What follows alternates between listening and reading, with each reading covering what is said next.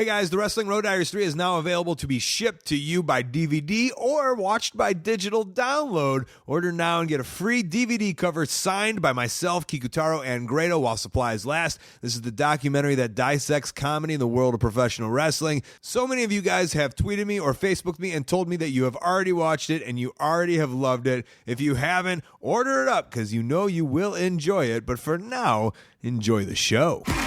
This is The Art of Wrestling with professional wrestler Colt Cabana.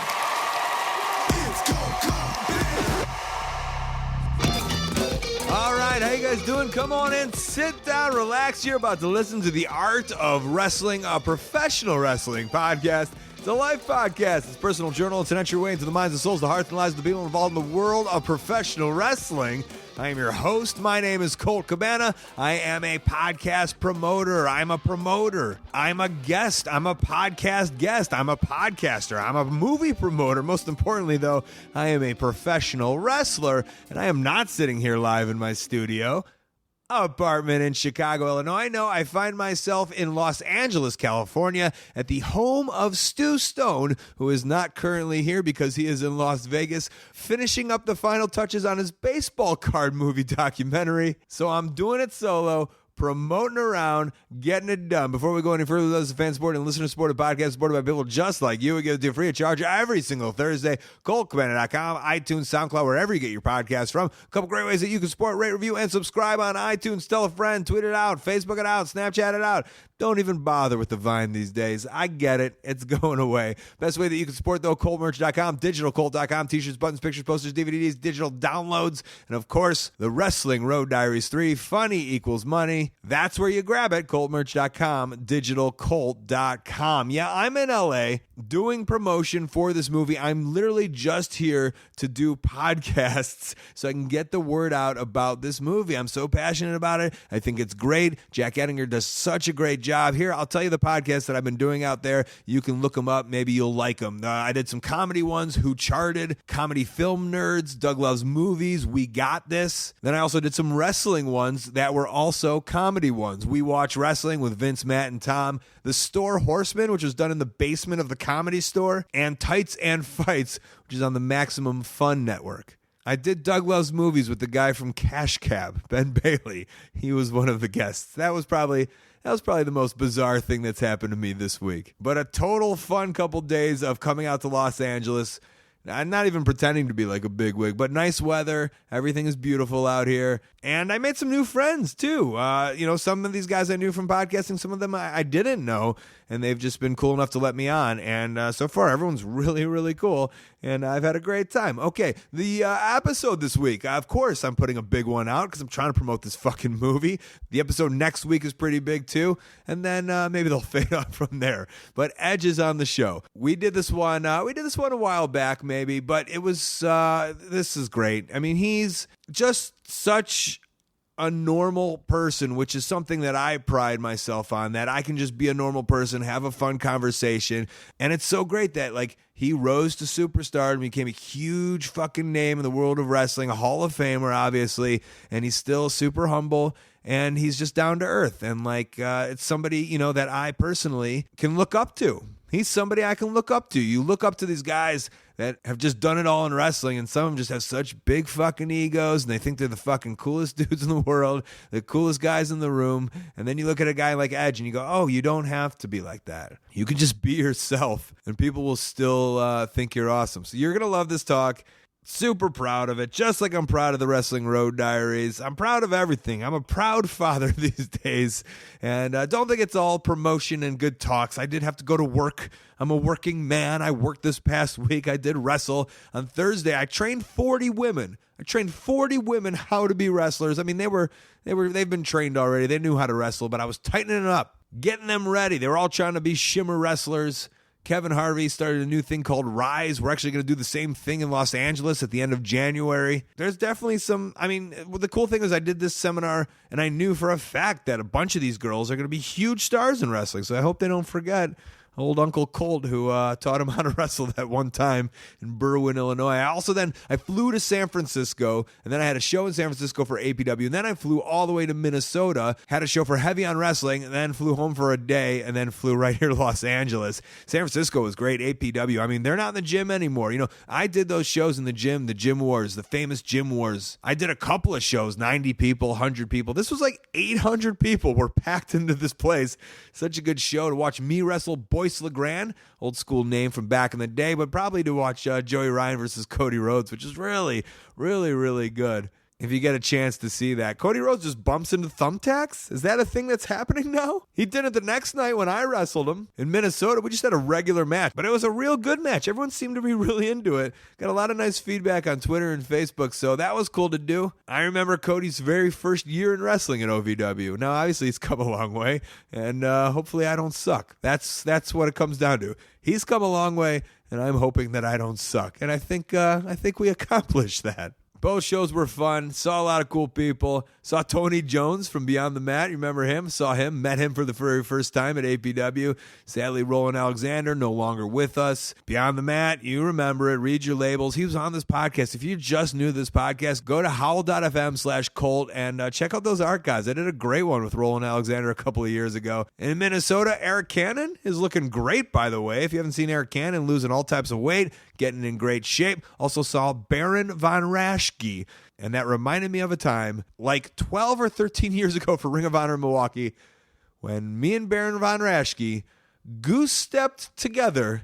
That's right, the Jew and the Baron goose-stepped in a professional wrestling ring to the cheers of the crowd. Doesn't get any higher than that, and because of that reason, we'll move on to the Song of the Week. And the Song of the Week this week is brought to you by Highleet.com. They're a brand new sponsor. So awesome to have them on board. They're designing premium performance apparel and gear with input, feedback, and support of a passionate community. That's nice to see. A community in the apparel industry. They're not in traditional stores. They're actually cutting out that middleman, and they're passing the savings right on to you. The only store that you can grab it at is at Highleet.com, HYLETE.com. They make 4 different lengths of their men's Verge shorts, from quad cut to long cut. Everyone who has a different sized waist and length will be able to find their perfect fit. All Highleet shorts also have pockets on the outside of the hip. That way you're keeping your phone out of your hip crease, and all the pockets have zippers on it so you won't lose your valuables while you're out there shopping or you're training. Listen, these are great to train in. They're also great to bum around in, and you need some athletic gear. And now you're going to get high quality stuff at a great price because it's online and they don't need to mark it up like crazy. Let's make it even cheaper for you. I'm going to get you 40% off your first purchase, which is actually an amazing deal if you think about it. Go to Highleet.com/Colt and use the code COLT, HYLETE.com/Colt. Use the code COLT, get 40% off, and start training in style. Song of the Week was suggested by Josh Delisle. Ooh, that rhymes with style. It's the band The Kyle Sowashes. You can support them at thekylesowashes.bandcamp.com. This is off their album, Hey Buddy, It's Only Time Will Tell. Enjoy it. We'll be back with Edge. Promotional consideration paid for by the following. Hey guys, we're also sponsored today by ZipRecruiter. That's right, ZipRecruiter, a search engine for finding and posting jobs. Are you a place of business? Are you a thing within the world of wrestling or a company or something? You need to hire somebody? Posting your job in one place just isn't enough to find quality candidates. You need to post your job on all of the job sites, and now you can do that with ZipRecruiter.com. ZipRecruiter already has 9 million resumes that you can search through in their database. So with one click, you send your job to 100 plus job sites, including social media like Twitter and Facebook. I'm talking jobs in any city or any industry nationwide. No juggling emails or calls to your office. You can quickly screen these candidates. You can rate them, hire them, and find the right person. It's been used by over 1 million businesses. They've been featured on Forbes, Wall Street Journal, New York Times, and more. The day that Nate or Scrump or Frank or Vinny or one of these guys, the day they quit, I'm telling Pro Wrestling Tees to use ZipRecruiter. Right now, my listeners can post their jobs on ZipRecruiter. Right now, if you're listening to this show, you can post your job on ZipRecruiter for free. Just go to ZipRecruiter.com/first. That's ZipRecruiter.com/first. One more time, ZipRecruiter.com/first. He reminds me of Paul Heyman. Who was I doing? No, but I was kind of doing like I was doing like a McFull, like A little bit of a Cactus. Yeah. Paul Giamatti. Which is Terry Funk. Paul Giamatti is Terry Funk. Well, no, Cactus is Terry Funk. Oh. But in return, The way they talk. should we start this podcast with Cactus is Terry Paul Giamatti, Cactus Jack is Paul Giamatti, and Cactus Jack Channeling Terry Funk. Yeah. Where did Paul Giamatti come from? Oh, we were talking about WNBC. Pig Vomit. Pig Vomit, who I've referred to. That was like my go-to for a long time. Pig Of Vomit was just a people go-to? I hated. Pig Vomit. Yeah.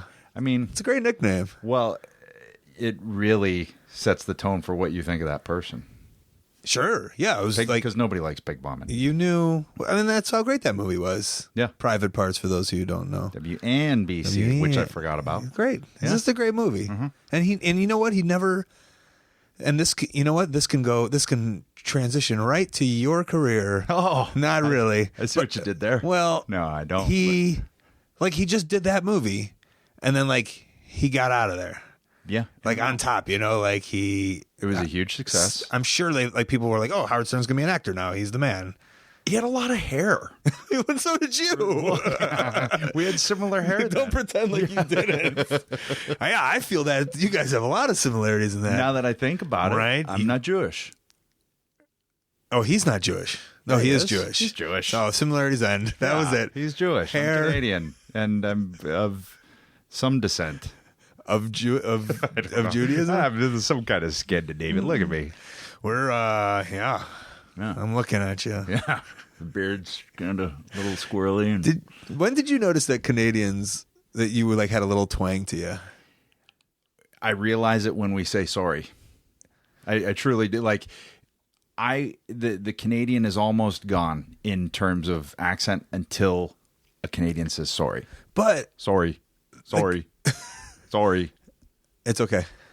Okay, good. Now I can stop saying It's no, but the idea that because you know that maybe it's just us that Americans think there's a little something with Canadians. Agree or disagree? a little something that could be taken so many different ways. Oh man, I want to say weird, but I don't want to be mean. Quirky. Quirky, yeah, Quirky, and I will accept that. There's a little bit of a quirkiness to us for sure, but I mean, and I think you own your quirkiness. You got to, right? I mean, otherwise, you wouldn't have had an Edge and Christian.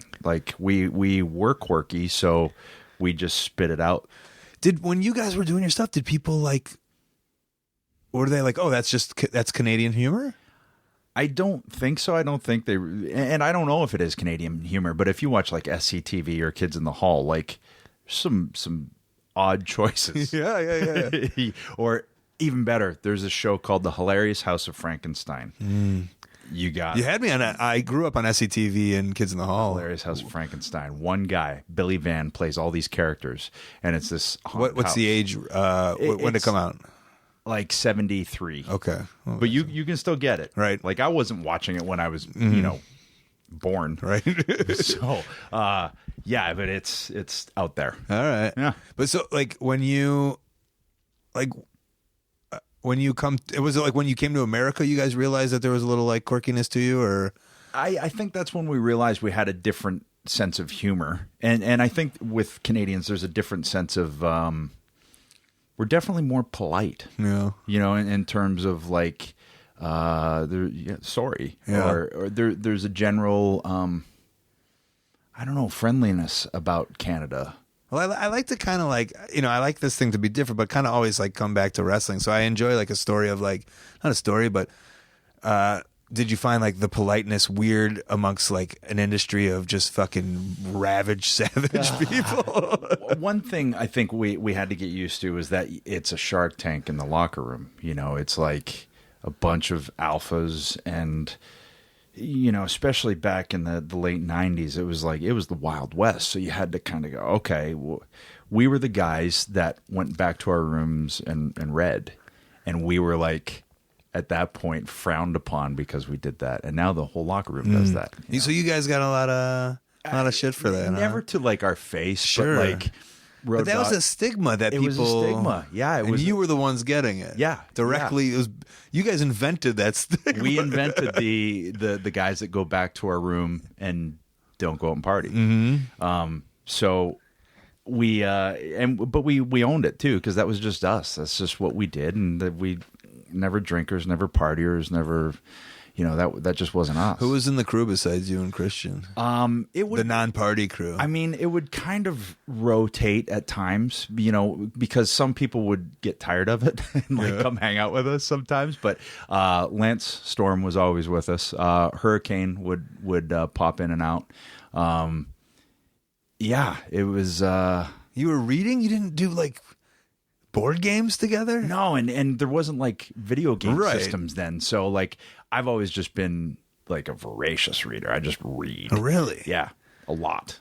Like to the point where it's an unhealthy obsession. Like coming over here, not knowing when I'm going back home, I brought 10 books with me.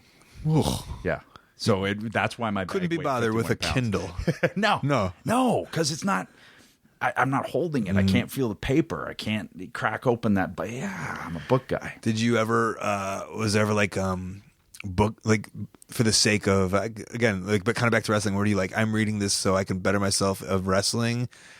No. Or is it all just hey I gotta check out? I needed that time to just kind of escape all of the grind of what that job is, and the travel and because the part of it that I loved was in the ring. I could do that 24/7. It was all the other stuff. It was the travel and it was the politics and it was that was the stuff that I need a break from it. So I'll get back to my room, and Jay and I used to room together, and then we got to the point where it was like we need our own time. You know what I'd recommend was being the 24/7 hardcore champion. Oh, you never. And that way you're always stay on. You're always in the ring. You would have loved your life. You dropped the ball on that one. Yeah. And I never had that one. You didn't. Were you around for that? You must have been. I was. And you were around for everything, huh? It kind of feels like it when I look back. Like it was weird. Like I branched a lot of different eras in that company. Yeah. Yeah. Because like even I'm weird, and I don't know if you're weird this way, where like I always like looking back to when I was like, let's say 20, and I was in a locker room with like a 50-year-old who was like a legend, and then like because I always knew like, oh, when I'm 50, I could say I was in the locker room with this guy who's probably gone at this point, but it always kind of seems like cool for like history's sake, It's weird too, like. Yeah, I remember being in locker rooms. Bad News Brown took us under his wing, and I remember just like he'd fall asleep just as he was talking to you, and start snoring. But he loved Jay and I, and took us to Japan, and like really took us under our wing. And I just remember thinking that was the first guy that I grew up watching that took an interest and saw that we wanted this and wanted to do something with it. And I think back to when I was at the tail end of my career, but I was nowhere near the age of what news was, because I retired when I was 37. I think you said 35 today. No, 37. Maybe you said 35. I was ready to go because I'm 36. So like that's crazy because 35. I was. That's when I was. You mentally checked out. No, but it's funny. That's when I checked back in because I knew it was coming to a close. That's when I went, okay, I have to really enjoy this. I don't want to desensitize myself to. I want to enjoy this process. I want to enjoy the people that are in the locker room. I want to enjoy like fan interactions. I want to, because for so many years you just put the blinder on, and I know there was moments where I was a dick, and I thought to myself, I got to go out on the right foot from this place. Can you remember the dick moments? Like regretful little. Oh yeah, there's always regretful little stuff. Like I remember this one kid in a diner in like Connecticut, like looking over at us and like, talking to us and trying to take a picture while we're eating. And I remember, kid, you're like, just leave us alone. We're eating. And I'm like, man, I wish I could take that back and just say, all right, buddy, let's grab a picture, So just moments like that where it's like the end of a 20-hour day and you're sore from bumping and all of those things. And so there's those little moments that will stick out for me. I feel it's wild that like, I don't think fans realize those, because I've had those situations, sure, where it's like, I'll always remember that. Yeah. And it's easy for a fan to just think. Well, that kid's always going to remember that. Always and going to that's remember the part that really bothers me. I'm like, man, he's you, always going to think I'm that guy. I had Karl Malone as a 10-year-old told me I'm done with autographs. Did you have anyone? No, actually. I went to a Blockbuster Video. And I stood in line for Mr. Perfect and Bret Hart. Yay! Wait, Mr. Perfect and Bret Hart? Yeah. Okay. Yeah. And at this point, this is when I had discovered like there was more than Hulk Hogan.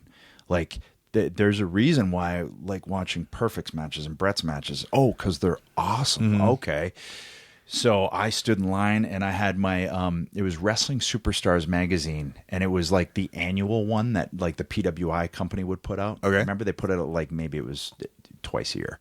And Which made it annual? well, I said maybe. So How old were you at this point? I was probably 13. Okay. And- 23. Yeah, I was 24. I was actually in the company. And but they had this the best wrestler of the year, and it was always different than the popular opinion. It was kind of like the first magazine I remember actually the criteria being no, it's the person who's the best in the ring, not just the most popular.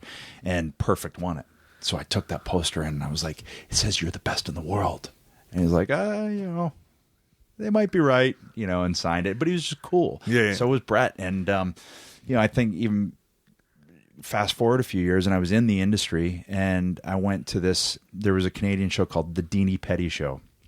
It was kind of like Oprah. Okay. And Bret was a guest on the show and he was world champ at that point. I was training. So I go in my biker jacket, my Sully's gym shirt, and like ask a question on air. And I'm sure it's around somewhere. And I was like, so what do I do? How do you answer that? Right. Like, the guy's the world champion. He doesn't know me from Adam. It is. And but afterwards, he came and found me. Well, hold on. Was that the question you had in your mind the whole time, or was it just like, I got to say something? I got to say something. I got to get noticed here. I have to let Bret Hart know that I'm alive and I am in the same business as him. And who knows? Mm-hmm. And so I'm wearing a biker jacket. I got a bad mullet and everything. And I spit out that question. And I felt like an idiot after, but I still had to do it. And he came. I was, just in the building, and he came and found me and walked up to me and he said, I'm sorry, I couldn't give you a better answer. Sorry. But just keep plugging away. Just keep getting experience. And actually took the time to come find me, and pretty amazing. And then 3 years later, I'm at his house training with him. I was going to make a Leo Burke joke, but is that who you trained with? Leo Burke was out there too. Like, I was trained by Sweet Daddy Siki and Ron Hutchison, but You won the contest, right? I won the contest. That's pretty legendary, I think. It's pretty crazy. I mean, to think that I don't know if anybody else has started out their wrestling training winning an essay contest. I remember reading that. I think, and you probably remember, someone did like a PWI article on that, maybe, or I think something. eventually they did. It was in the Toronto Star because they ran the contest. And but I'm wondering like how I would read it while I was like a teenager, It's one of those things that has kind of become like part of my story, right? Yeah, because that's where it started. Yeah. So with an essay. Siki or Hutchinson? Siki and Hutchison, they ran Sully's and they promoted this contest in the Toronto Star. So I wrote in an essay. Was it an essay contest? Yeah. What do you like? Do you think, like, looking back at it, was it like, we're just trying to get people? I think it was just to get eyeballs on the school, but not like. Do you think there was a deeper? Because you actually, I know, I think she's changed her name, Leah Von Dutch. Yeah. I think she. I don't know. I just saw that she just changed it to something else. right? But you kind of gave. And in my head, it's like, oh, because you're giving back because it was given to you. Well, that's what we were trying to do is like, okay, if 20 years, and it was, I think, the 20-year anniversary of when I won the essay contest. You put pen to paper. Yeah. So we did it again. And then at my buddy Rob's gym, Squared Circle Training, because now Sully's is no more. Fuego? Fuego. Oh, okay. Fuego, who's kind of like the descendant of Sully's, if you follow the lineage, I guess. And yeah, so we went in there and all these people were there and I was like, I think she has the best shot of everybody that was in there. But that was done obviously like because your heart is good, as my voice cracked. Because your heart's good, okay. Right? Because your good's heart, like you probably felt like it was nice to give back. Where I'm wondering, like, do you think Siki and Hutchinson, like, do you think it was like, hey, let's give back to this community, or it's like, let's try to get some publicity? I think they trained me for free. So I think, maybe there was some just to cycle in other people. Okay, if we have this essay contest, more people will see, and then we'll have more paying customers. But they trained me for free, and a long time. Like, they didn't ever say get out. They said, no, you're good. You just come and train. And they taught me, and they never charged me anything and gave me nothing but experience. Did you come from family of money or anything? No. Oh, that was a quick no. So, like, it wasn't going to happen if I didn't win that. I don't know when it would have happened. It would have happened because I was just too stubborn. But I don't know when I would have, because I think it was $3,000. I was 17 years old, and I was working, at a racetrack selling tickets, sitting in this little wooden hut for cars that would go to the horse racetrack. And like every third ticket, I'd take the $2.25 and pocket it. Nice. Yeah, because I bought my 1981 Mercury Cougar with that. Very nice. So I don't know when it would have happened. Were you doing that job? So you were out of high school at 17, or you were in high school? No, I was in high school. Yeah, what was the job like? So was the job for like the idea of like, I'm trying to save up so I can go to wrestling school, or just to have a job? No, everything was saving and to help my mom, because it was just her and I. So we were like, we had to pinch pennies. It was just you and your mom. Yep. Dad took off before I was born. Oh, really? So, yeah. So it was from day one. It was just her and I. So by the time I could work, it was like, okay, we're in this together, kind of thing. So it was like twofold. With my mom took me to WrestleMania 6, but she couldn't have done it without my grandparents' help. And they didn't have a lot of money because we're just a farming family from my grandfather drove a cement truck after he farmed. It was just. Are you from like a little farmhouse? No, I grew up in an apartment. Oh yeah. God, you don't even think about it. That's how, like, not like what maybe well off I had it, but like, it's hard. I don't think about people growing up in apartments. I didn't know what a lawn was until I knew what it was obviously, but never had one until I got to WWE and bought my first house. And that moment was like, that was surreal. I was like, I have a driveway. Well, because you moved from Toronto to America, and like right away, or did you move into a? No, I moved to the Bahamas for a year. I know. It was me and Val Venus decided, what a life. We're gonna move. Yeah, I went from making $13,000 wrestling to signing with the WWE, and within a year living in the Bahamas and flying out of there to the WWE shows. Is that extra far or not really? It was annoying because it was to Miami, and then Miami it was a little puddle jumper over to the Bahamas, but you had to clear customs, and it was really slow, and it was a different way of life. What were you like? Like, I'm young and I'm going to live in the Bahamas? And there was or Val Venus like dragged you there? Well, he had this tax scheme, see? And and the Bahamas at that point didn't have a withholding tax, if I'm remembering this correctly 20 years later. So being Canadians, we're taxed based on our main residency. So in theory, no taxes. But when the WWE went public, it was a public company paying a Bahamian corporation, so then the tax kicked in. It was very. You just, I just witnessed my eyes going to the back of my head, trying to figure out what's going on. I know. And you're like 19, 20, whatever. I'm 23. I'll do whatever. Like, Bahamas, sure. Sounds but right. within a month, I was like, I gotta get out of here. But I signed a year lease, so I lived there for a year. But all I did was save money. I just save, and I bought my first house, and then I stayed in that house for like 10 years. Everybody else upgraded to like their mansions and stuff. I stayed in the same place, kept driving my Jeep, saved my money. And, that's why I was able to retire at 37. There it is. Okay. So Sweet Daddy Siki, who's a legend. Yeah. Also a singer. Yeah. I have a CD, I feel. Yeah. Was that a thing that came out? A country western singer. Yeah. And there's actually a documentary coming out next year, and I can't wait to see it because they interviewed me for it. And it's like on IMDb, so you can look up who did interviews for it, and it's crazy. It's like, well, there's Bret Hart, and there's Rocky Johnson, and then there's like Charlie Pride, who's a legendary African-American country singer from like the 70s when that was unheard of. Like that did not happen. And like all these like Motown singers and everything that he influenced.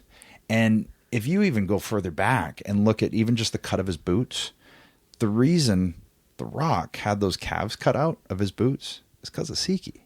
Because he just has huge ass calves? Yeah, and he had boots with the calves cut out. Yeah. And he influenced Rocky Johnson, who then obviously it's crazy the influence that guy had. And like he was the first black man to touch a white man in the South in a wrestling match. Would he tell the stories of that? Yeah. And just to sit there and listen to his stories and like all the stuff he had to go through back then was just crazy. Was he super old when he was training you, or? No, I want to say he was. Well, I mean, he was too old to be in there throwing a drop kick, but he did. Okay, he'd get in there. So he was one of those guys who got in. He got in, and a good trainer. Good trainer, awesome trainer, and he'd sit there and watch, but a man of few words too. And he had this this Texan drawl, and his eye always waters from a kick from Dan Crawford. Yeah, kicked him in the head so hard that his eyes constantly watered. So it's a constant watering. Constant. I mean, you couldn't write a character like this. I'm picturing like how people have like the dip cup. I'm just picturing a cup under his eye. It's like a constant like Kleenex. Yeah. And then he's got a blonde white afro, and like he is like a dark skin tone. Like, I mean, he drives a purple hearse. I mean, you can't create the like. He's Siki. Yeah, did you ever like wonder like what's like why is he doing this, or like so what would he'd come in like? I mean, was he making money, or like was he like? I don't think he was making money. This was he doing other stuff? Did he have money? Do you even know? He was living in Parkdale, which was not a good neighborhood, and it's since gentrified, and it's like a really nice neighborhood now. But at the time, it was a rough area of town, and he would do his karaoke like every Wednesday and Sunday at the local bars and everything, and then he would come in and train us. He was just a guy in the neighborhood. He was just a guy in the hood after being a legend. Yeah. He's a really, really neat guy. I don't know how else to put it. Yeah. It's like an interesting story. So, I never did. So the documentary comes out next year, and I'd like everybody should see it because it's just. I think it'll be really good. Well, we'll plug it away. Yeah. You think it's like a release or like? I know CBC did it. Oh, okay. So which is like the NBC of Canada. So it'll get play for sure. And Bad News Brown too is kind of intriguing. You said he was a lot older when he was a lot older when he was in WWF. Was he that? See, I don't have like a real good timeline. He was an older guy then, and because he'd already been to the Olympics for judo and like had a whole life before he got to WWF, and then kept doing it, and he was doing it locally throughout Winnipeg and Alberta and everything, and that's where we met him, and man, just scared to death meeting that guy. Well, because it's like he's got a reputation too. Like he's a badass and a huge wiener too. That's his reputation. Also, there's that reputation too. And he was just an interesting guy, really cool guy. And then, like I said, he took us to Japan, took us all these places, and then I was going out for Grand Prix wrestling for Emile Dupree out in the Maritimes. Can I hear your impression, please?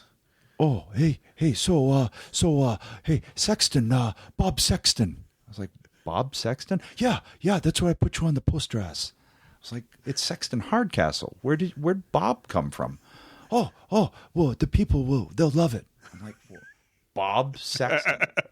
That's horrible. Yeah. So, and it's not a great Emile. But I've noticed everyone has their Emile. Yeah, they got their own. Jay does a good one. Does he? Okay. Yeah, he's good at impressions. But so before I was going out for a meal, Mike Shaw, Bastion Booger had canceled. So also, just you said that in the most casual way. Like that's what's so great about professional wrestling. You were just having Mike Bastion Booger. Bastion Booger, there wasn't even like a flinch on your face, bro. No. I said the name Bastion Booger. That's completely. And you were ready to go. World. Yeah, you're ready.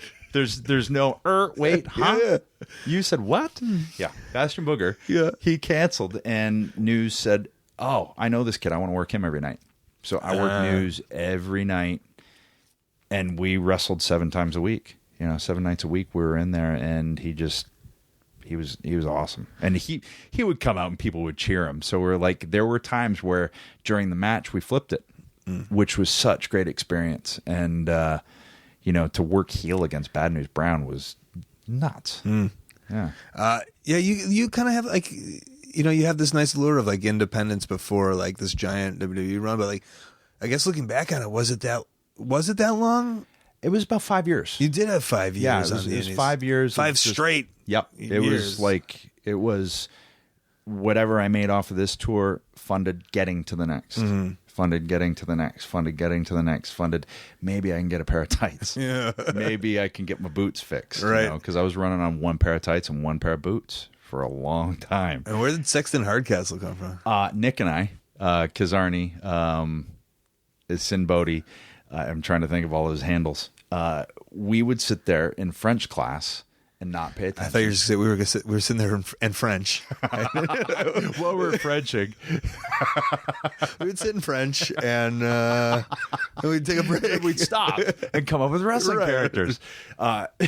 We would sit there and just try and come up with the most ridiculous wrestling names. Yeah, because it sounds like the most ridiculous wrestling and name. that was the basis of it. It's like, let's try But and you come up. weren't like, here's this kid who wants to be a wrestler. He cannot wait. You had to have had like your name in the back of your pocket, right? I had a few names. Or knew your legacy. And your legacy was just going to be the most ridiculous thing you guys thought of while you were French kissing? Like, right? That's kind of crazy.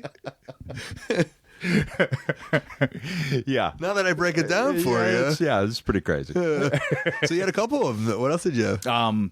There was Adam Impact. That was my babyface name. Yeah. That was going to be, the generic, like, the Lex Luger or Hulk Hogan. That was my answer to that. And then Sexton Hardcastle was going to be the world's first ever Triple X rated wrestler. That was the idea there. Nick was Decker Hard. Jay was, on so many levels. Yeah. Jay was Sweet Daddy Freakout. And this was before Sweet Daddy Siki, so we had no idea that was coming down the pike. And then we had the Canadian Cornflake as our answer to the Earthquake. Oh, God. It was bad. And then we would sit there and draw, like, all of these characters. Are you an artist, too? I love drawing, yeah. Because Kizarni's an unbelievable. He's unbelievable. Right. Yeah, you can't match up to that. No, he's next level. Right. Like, I'd say I'm a pretty good artist. Or I'm an okay artist. I'll leave it there. Okay. He's exceptional. Yeah. And you stuck with the Sexton Hardcastle. So somehow that one stuck. Yeah. And then, sure enough, I finished college. And a week after college, I got a call from WWF because somebody got stuck at the border or something. I don't know, like... Oh, for a local show. For local Cops Coliseum in Hamilton. Yeah, so I guess tell me through your process of, like, knocking on those doors. Well, that was just it. How did it work back then? Well, we did a show in Ajax, Ontario, like 100 people there. And this guy named Carl DeMarco was in the audience. He was Brett's manager at that point. So he saw us and he said, yeah, you guys are pretty good. Get me tapes. But did you know that who Carl DeMarco was, and were you like trying to secretly impress him? No, just did what we do, and we would go out, whether it was 100 or whether it was 10. We did this. For us, this was our experience. This is where we had to get good. So you knew, like, hey, you knew not to look too forward. Then I just like want to know, like, if you were like if you knew the process of how to like get there, or was it just like I just got to wrestle him? I saw the end game. But I knew for the end game, I had to focus on this match and then, focus on the next one. But I was always thinking of ideas. Like I already had a whole list of ideas. Like if we ever worked Furnace and Crawford. Canadian Cornflake you had. Canadian Cornflake, yeah. But I would sit there and like, okay, what if I worked Owen? What spots would I want to do with him? And I'd start so I had, by the time that I actually got to work Owen, I had all these ideas and he was like, sure, let's do them. Right. Like, whoa, I dreamed about having this match. And this happened in my head already, like while I was driving from that indie show to this indie show. And then again, in Cops Coliseum, I'm on a pay-per-view on an In Your House, and I'm wrestling Owen Hart. You know, and that's one thing that never got lost is that, you know, I loved wrestling. And so when I would find myself in there with guys like Owen, it was just incomprehensible at first. Or teaming with Hogan, like, what? You know, if you'd told me that when I was 10 years old, there's no way. And do you try to keep it cool? Like, because when you tagged with Hogan, you were so like high on the echelon of the WWE. You could like just be a little fanboy and it'd be fine. Here's what I tried to play it cool backstage. Right. Like, hey, that's what I mean. Yeah. What do you want to do, Hulk? Whatever you want to do, brother. And he again just left it to me, you know, because he knew I'd have a bunch of ideas. Right. If there was anything that I ever had, I always had a lot of ideas. But where you could see the full geekdom was when he's coming to the ring and I'm in the ring going, like it's just huge Scooby-Doo smile. And, you know, but I think the audience goes, cool. Right. That's what we would do too. Yeah. You know, I mean, who wouldn't? And you never like hid. I always like the idea that you pushed that like tape of you at WrestleMania 6. You know, you never hid it. Well, People I think before you would have and probably have. Well, and at that point too, there's almost a stigma to liking Hogan because at that point the work rate aspect of it was, oh, well, you like Shawn Michaels or you like Mr. Perfect, and I did, but the guy that initially like sparked it in me was Hogan. You know, and I never shied away from that. I was like, that's the reason that I started watching this. Then I started discovering all of these other, like, you know, Macho Man and Piper and, you know, all of these other guys. But it was through Hogan. Okay, so you get a Carl DeMarco. Carl DeMarco sees us. Send me a tape. So we sent him a tape and A VHS tape. a VHS tape. And man, I remember sitting there and like editing. I got Rob Zombie's Electric Head Part 1 was the music that I laid under. And I sat there with my VCR trying to pause it and time everything out. And then I would give that to people. And that's how you network then. That was the double VCR, right? You had to do two VCRs, right? Yeah. I remember. So I would borrow, because we only had one VCR, and that was big to get. So I would borrow Jay's, and we would sit there and do our tapes together. How do you score? How did you score it with music? How does that work? I would play it. Okay. I mean, this is it's not pretty. Yeah. And my mom, I guarantee you, still has it. Guaranteed, she's got it up there. I'll have to dig that out. Yeah, it's kicking around up there. There's also this one we did for English media class where the effect that wrestling has on people. And I was 17, this is before I started training, and we did this video, and it's me running around school just pressing people and like flying clotheslining them off the stage. And See, people love wrestling. yeah, this is what they do. It's cool, right? Yeah. So you made your tape, made the tape, sent it to DeMarco, and initially he got Rob. So anyway, DeMarco, I skipped. DeMarco ends up getting the job of Canadian president for the WWF of Canada. Yeah. The Prime Minister. I said that backwards. I'm tired. Man, let's preface all of this with I have been flying all night. But how come he was never called the Prime Minister of the Prime WWF? Minister of the WWF. Right? Yeah, Jack Tunney never was either. And he was Canadian. Yeah. They screwed that one They up. totally did. All right. All right. So he got the job. Somebody gets stuck at the border. Yeah. Who do we assume it was? Hawk? I want to say it was somebody that had to work Bob Hawley, because that's who I ended up working. Oh, really? And Yeah. you hung out with you saw him today. We just That's had dinner. Weird. Bob was my first WWF match. Okay. And I've told this story because I was in the locker room. I got there like before Barry Horowitz. And Barry would get there like 3 hours before the show. I was there and I was just waiting. Because Barry's a little to the left, or because he was like the low guy in the card? A little to the left. Okay. Yeah. Not in a harmful way. Just, like, eclectic, eccentric. like Iron Mike Sharp would constantly shower. Right. Just one of those things. So I was there. He was shocked to see me there before him. I think it might have bothered him. Right. Bob gets there like 7:30, and we're on first. Now, you get the call when, though? I got the call like about 2 p.m. And you're that where? day. And I'm in Rockwood, Ontario, without a car, because my car broke down. I've just finished college. I'm supposed to be in Rockwood so I can get to Guelph to do my radio internship. I'm not doing that because the car's broken down. So I'm sitting there just waiting for my money to run out, which is student loans that I now owe 40 grand for. Right. So I don't have like any phone. I have nothing. But I lived in a basement of a house. So the people upstairs, my mom had their number.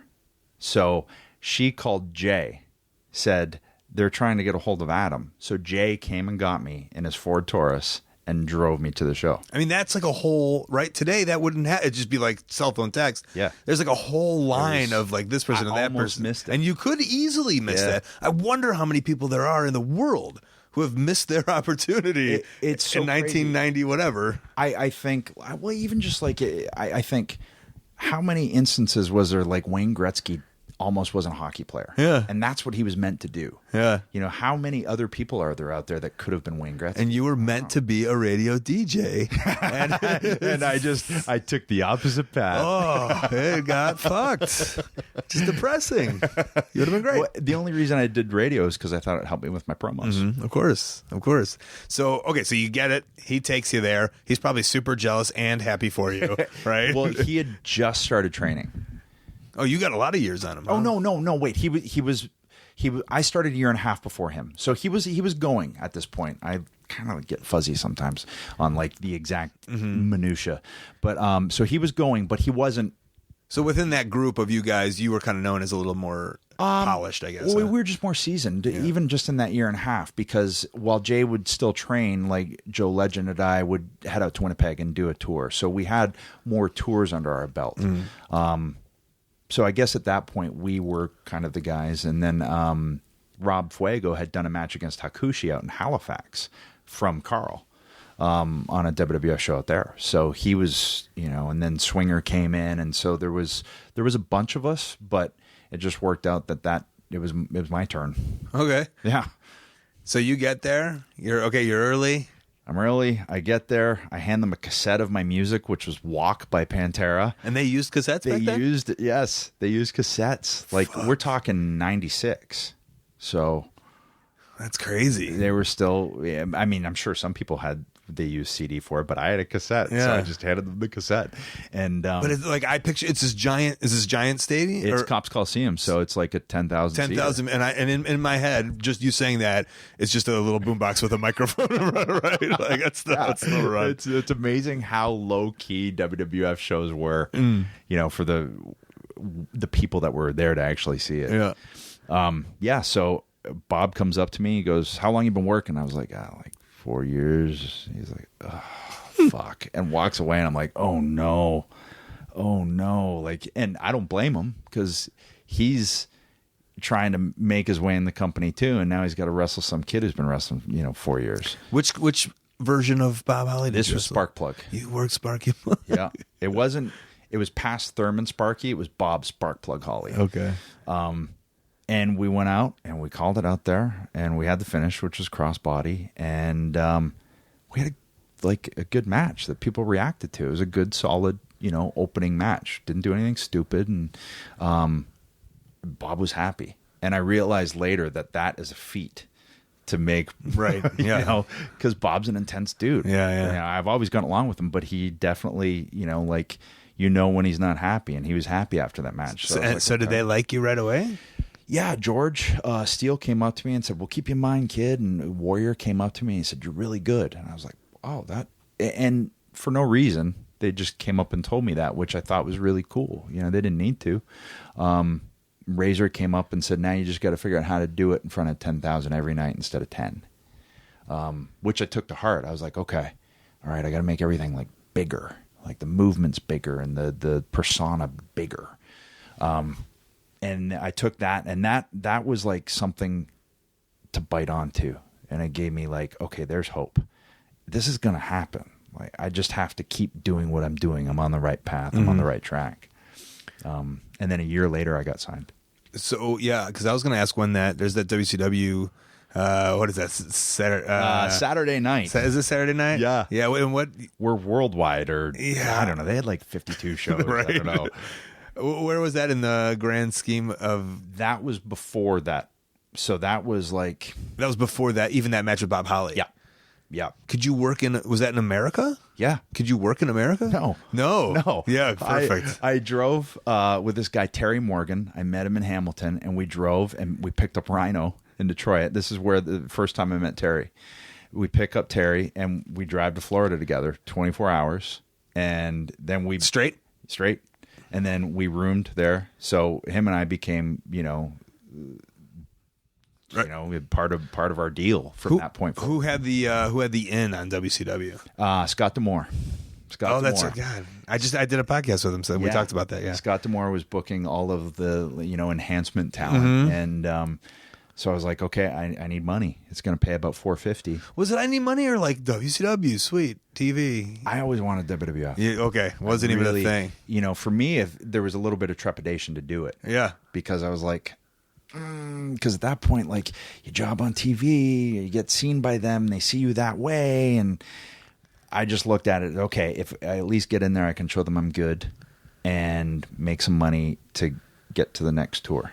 And hopefully not too many people see it outside of the company. Right. And I went down, I wrestled Kevin Sullivan, which was brutal. Yeah. And Meng.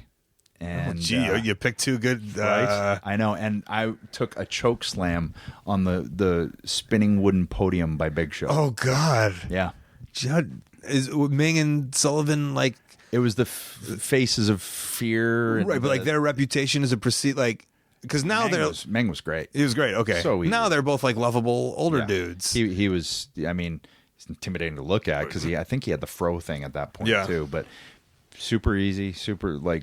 Nice man, didn't have any problems whatsoever. Sullivan was stiff. Yeah, the double stomp was. I'd imagine. I knew it was. I was like, and I don't know if he liked me, so I like because you're tall.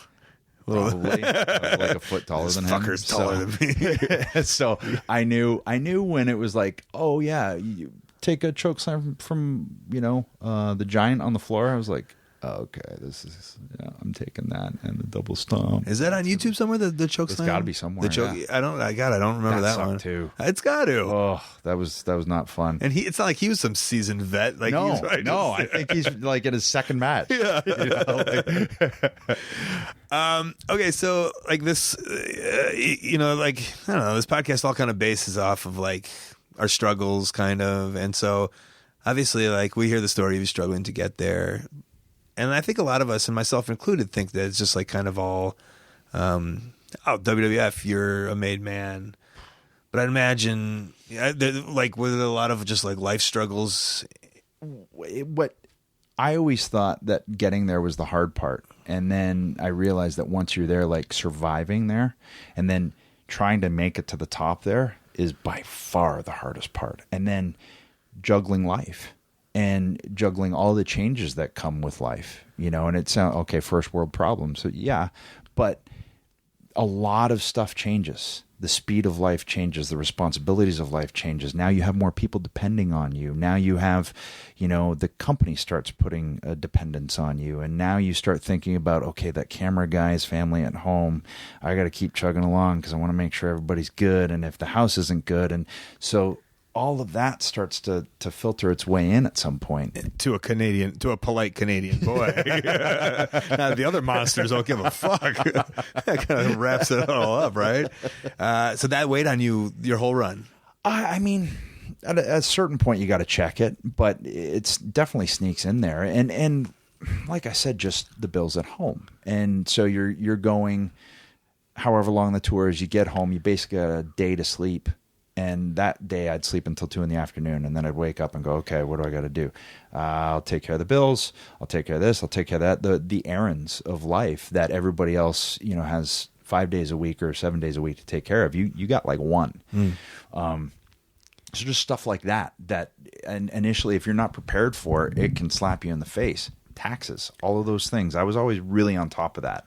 But I heard a lot of stories of guys that didn't know how to do that. And I always said, like, there should be a class for when you get there having to adjust, and there should be a class at the end to teach guys how to adjust to pull out. Because it's like jumping in the hot tub and then back out into freezing weather. It can be shocking. I was going to make a pull-out joke, but I stopped myself. But then I got all serious. It got deep. But it got deep. Hey, we did it.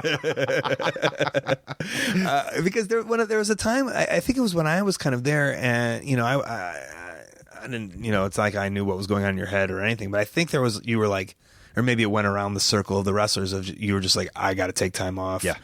It's gotten too much. I got fried a few times. And I'd imagine that story is with every wrestler, and I think fans, I think now like we're getting to the point where this kind of stuff, these kind of things are getting out there. It's like, oh, they're real humans. So yeah. But we as a fan, you want them on the road all the time and doing it, and you must being fried is part of it. Like the Lost Your Smile things with Shawn Michaels, and you're one of the only people who can kind of relate to that. Is so many fans are like, "Fuck this guy," but I'm sure you were like, "Oh, I get it," right? Well, yeah, at a certain point, you do start to get it. I'm like, oh, okay, there's more going on there. Like, I don't know, people don't understand about Kurt Cobain, but nobody had to walk in all of the stuff that he had going on outside of heroin, but which was key. Yeah, that's. But like what drove him there? And there's just a lot of different extenuating circumstances that you can't know, and responsibilities of record companies and labels and blah blah blah. Who knows? I just know that I would get to a point where I was like, I'm burned out. I gotta go sit in the mountains. So I remember sitting and I had done the Hell in a Cell with Taker, or we were getting ready to do it, and I was like, I'm taking off after this. For a bit. I don't know how long. I just got to get away. Because at that point it had been really like the brakes were off and we were flying, and I was working Batista and then Cena and then Big Show and then Kane and then Taker, and I'm like, whoa, and I'm the one bumping, and it was starting to add up. So you sat down Vince and was like, I said, I gotta get out of here. And that's, I'd imagine when you go to him and you say that, there's a couple, there's a realization of just like, oh, like if he doesn't, I'm fine with not, if he's going to fire me, whatever, like I need my sanity, right? Yeah. I realized at some point I got to keep Adam here, because all that's getting lost, because I don't have a minute to feel like I can breathe. And for me, that's what I had to do. Some people can pull it off. Some people can pull it off different ways. But I think he appreciated that I did that, though, rather than, turn into something else or who knows what, or just imploding or I said, I got to get out of here for a bit. So I did, and I came back refreshed and ready to go. And that was kind of... He didn't try to keep you in there or anything? Nope. No. He said, go do it. Yeah, nice. He was super supportive. He got it. He actually understood. He did it. He doesn't, though. Does he? You know what I'm saying? I think he actually does. You think he checks out? I just don't think he can't. He can't. I think he wants to. Right? I really do. I really think. But then the inner Vince after 2 days would probably go nuts. Yeah, what do you think he'd do? Do you think he'd just beat it up for 6 months? I could see it. Yeah. I don't know the guy. Do you like him? I do. I got a really good rapport with him, and we always have. He was the guy who called me when, he told me I had to retire. We've always... I always went to him if I felt like I needed something, or even if I had to get something off my chest. And I knew that if you used everybody else as a filter, it's not getting to him, or it's getting filtered. So if he hears it from me, at least he'll understand where I'm coming from. Now, he's a different cat, no doubt about it. Like, I don't think you get to be a billionaire unless you are. I think your wiring is just different. But yeah, we always got along. And what was the moment that that you... Because I was there and I never had a chum relationship, and I kind of I'll ask my friends who are there now and oh, do you hang out with him, or because some do and some I remember Seidel Evan Bourne was there for 2 years, and I was like, are you guys buddies? And he's like, no, I've never even really said, hey, I'm Matt to him, Yeah. But there's obviously all different friends who will be there's a moment of where we became friends, or we became a thing, or I think for me it was when I felt like I was being depended on more outside of just a tag team. and not that there's anything wrong with just a tag team, because I loved being in a tag team. But when I started to see that I was getting more responsibility thrown at me, I was like, okay, he sees something, so I'm just going to talk to him more and pick his brain.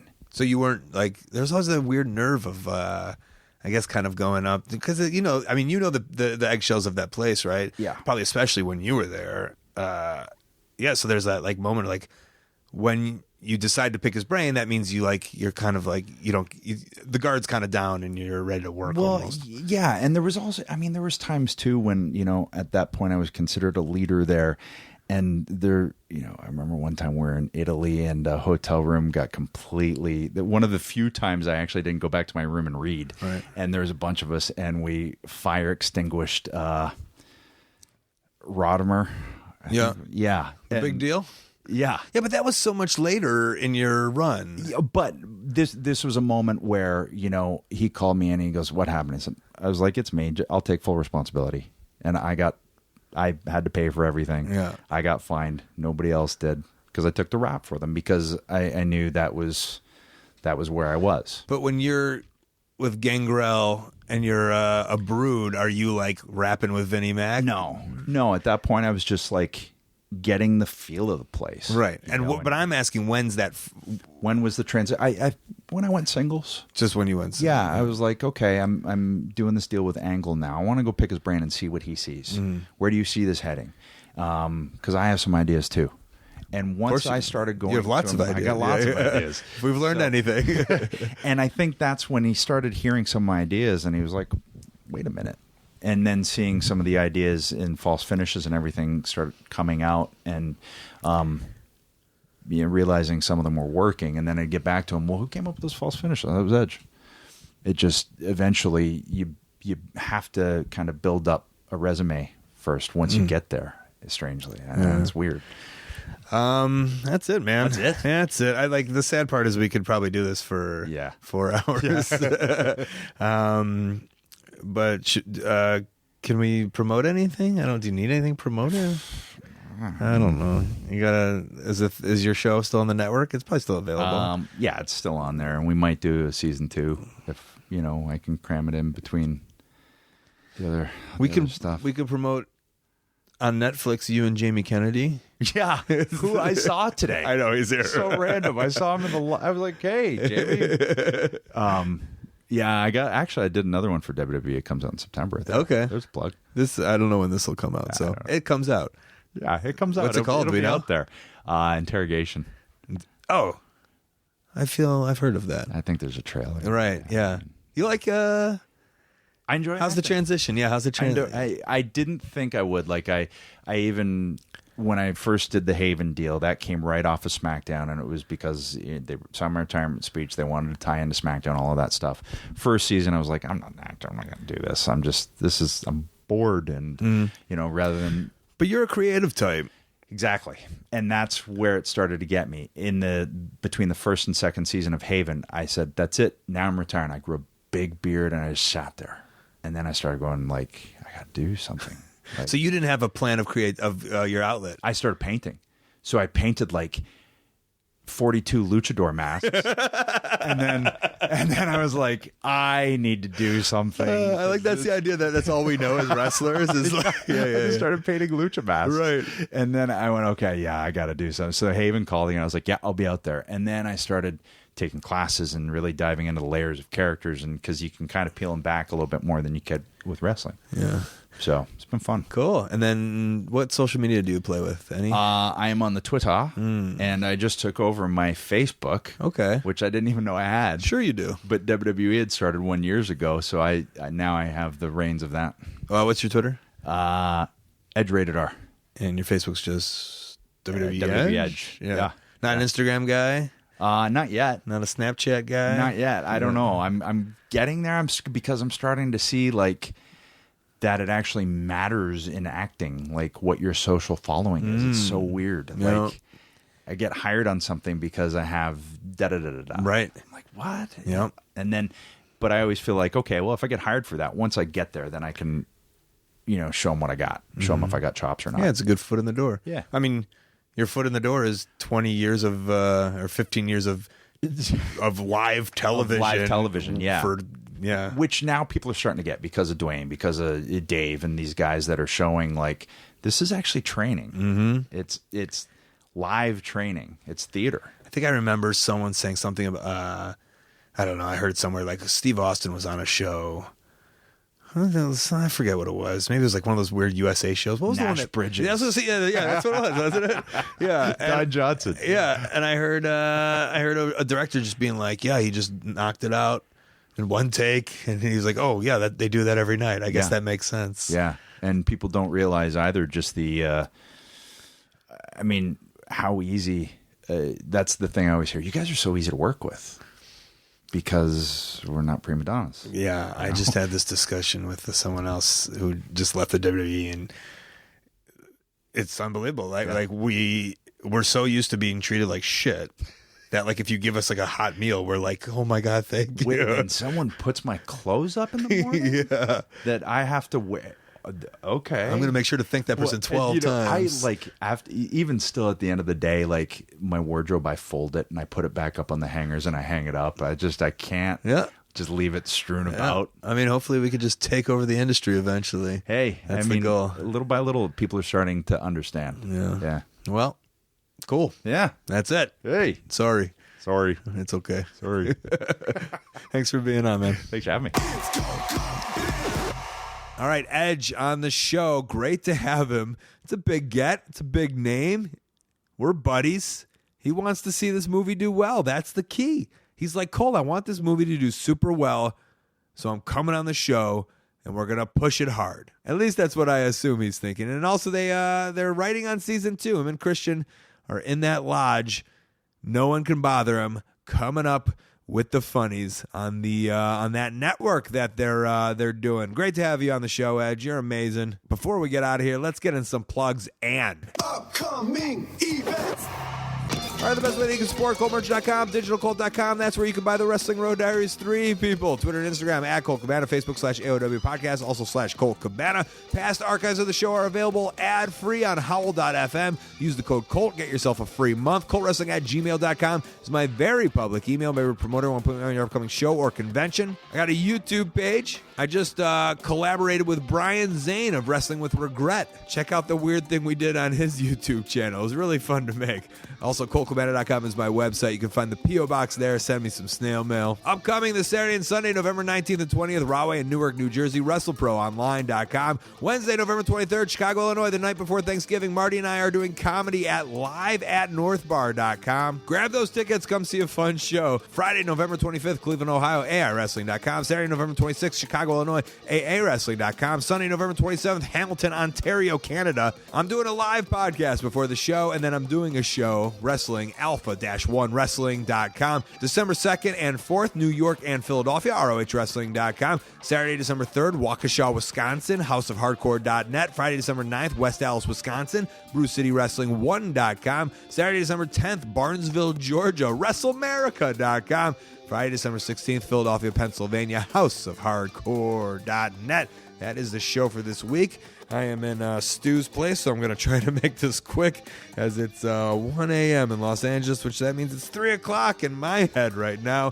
Big thank you to you guys at home. You know I appreciate it. Thanks to Edge for coming on the show. And we'll thank Showmasters and Steve Linsky for putting us all together in one room and making that happen. Thanks to Cable Guy Jeff and Stu Stone, Kid Russell, Matt Jenkins on the music, Dane Miller with some tech. I always want to thank some sponsors. HighSpots.com, been with us since the second show. They got an amazing VOD service, a subscription box, hundreds of full-length titles available to download. $5 wrestlings are there. Also, the AMA knee pads that I wear, you can grab them. Gear, mask. How about a wrestling ring? They got it. OneHourTees.com. They help run ProWrestlingCrate.com and ProWrestlingTees.com. That's the place where you can directly support your favorite independent wrestler.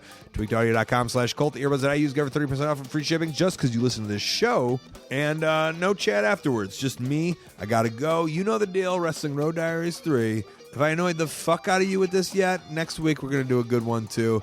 And then I'll stop annoying you. I don't know the point which I'm going to stop, because it's got to come to a point. There was a point where I just stopped promoting Wrestling Road Diaries 2, which is amazing, by the way. You should be getting that also. So eventually, and then once Black Friday comes, I'm going to be pushing it hard. So Sorry if I'm annoying you, and not sorry if you watched it and you love it. There was so many of you guys that told me. So you know what? Just know that's going to come. This is why I'm doing a podcast, to preach the word of these documentaries. All right, that's it. I got to go to bed. This has been The Art of Wrestling. For Colt Cabana, I'm Colt Cabana. Thanks.